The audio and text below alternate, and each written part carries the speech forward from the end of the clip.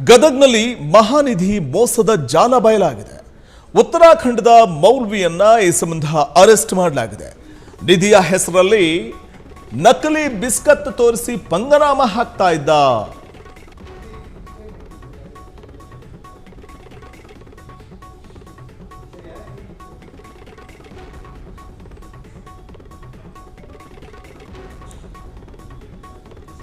ಇದು ಲಕ್ಕುಂಡಿ ನಿಧಿ ರಹಸ್ಯಕ್ಕೆ ಸಿಗ್ತಾ ಇರುವಂತಹ ಬಿಗ್ ಟ್ವಿಸ್ಟ್. ಇದು ನಿಧಿ ಹುಡುಕೋದಕ್ಕಿಂತ ಹೋಗಿದ್ದ ಪೊಲೀಸರಿಗೆ ಸಿಕ್ಕಿದ್ದು ನಕಲಿ ಬಿಸ್ಕತ್ಗಳು.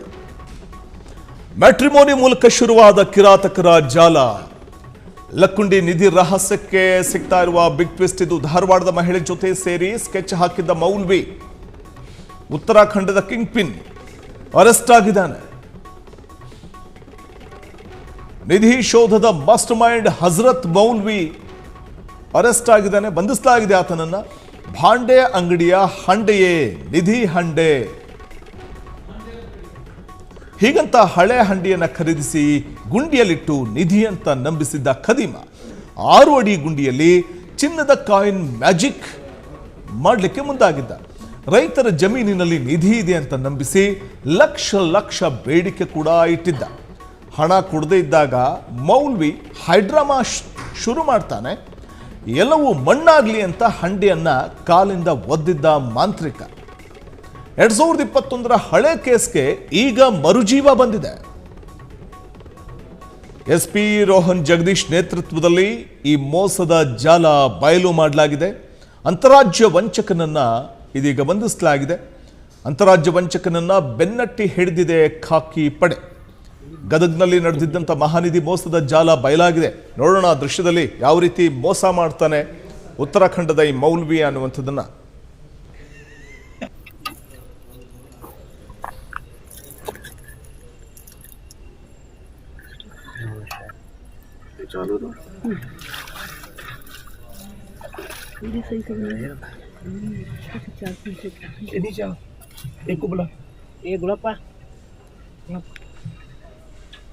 अरे एक आओ भाई, तू आ जाना बुढ़प्पे कौन से हाथ में मेहंदी लगी, इधर आओ।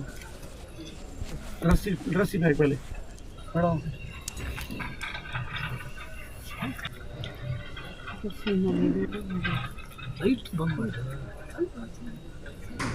कैसे दिखेगा फिर बाद में करने को?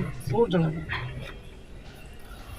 ये सही है, नीचे नीचे ಲಕ್ಕುಂಡಿಯಲ್ಲಿ ನಿಧಿ ತೆಗೆದಿರೋ ವಿಚಾರವಾಗಿ ಒಂದು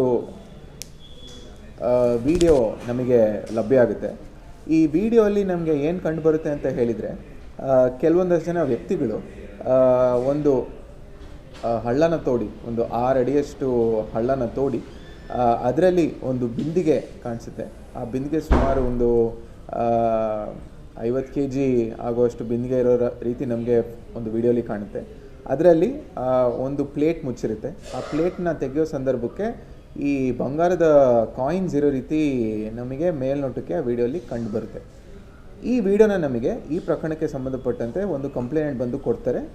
ಆ ಕಂಪ್ಲೇಂಟಲ್ಲಿ ಏನಂತ ಹೇಳ್ತಾರೆ ಅಂತ ಹೇಳಿದರೆ, ಈ ರೀತಿ ಈ ಲಕ್ಕುಂಡಿ ಗ್ರಾಮಕ್ಕೆ ಸಂಬಂಧಪಟ್ಟಂಥ 2 ಜಮೀನಲ್ಲಿ ಈ ಥರ ಬಂಗಾರ ಸಿಕ್ಕಿದೆ.